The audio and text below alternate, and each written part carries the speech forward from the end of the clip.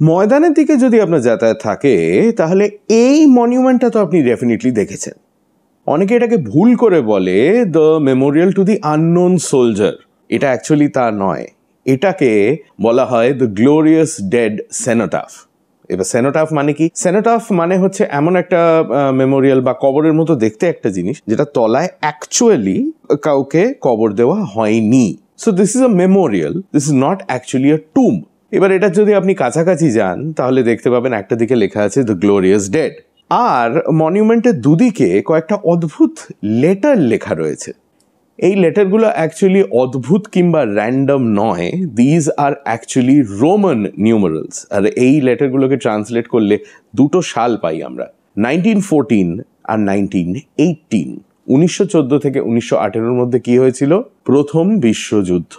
এই মেমোরিয়ালটা হচ্ছে কলকাতার সেই সমস্ত ইংরেজ আর অ্যাংলো ইন্ডিয়ান সৈনিকদের জন্য যারা প্রথম বিশ্বযুদ্ধে মারা যান, হেন্স দ্য গ্লোরিয়াস ডেড।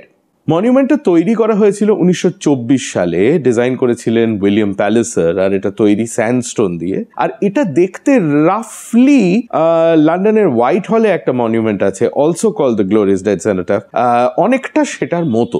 যখন এই মনিউমেন্টটা তৈরি করা হয়েছিল তখন এর গায়ে কিন্তু পেতলের প্লাক বসানো ছিল, যাতে যারা যারা মারা গেছিলেন সেই সমস্ত সৈনিকদের নাম ছিল। কিন্তু স্বাধীনতার পরে পশ্চিমবঙ্গ সরকারের মনে হয় যে পেতলের তৈরি জিনিস এইভাবে ওপেনলি রাখা রয়েছে, চুরি হয়ে যাওয়ার চূড়ান্ত সম্ভাবনা।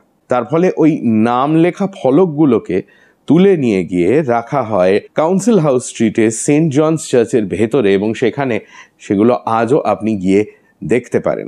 এই তো গেল আমাদের গ্লোরিয়াস ডেড সেনোটাফ এর গল্প। কিন্তু প্রথম বিশ্বযুদ্ধে তো বাঙালিরাও যুদ্ধ করেছে, আমাদের কোনো মেমোরিয়াল নেই। আছে গুরু। আর তার গল্প যদি আপনি শুনতে চান তাহলে ইনস্টাগ্রামে ফলো করুন আর ইউটিউবে সাবস্ক্রাইব করুন টু হাফ প্যান্ট হিস্ট্রি।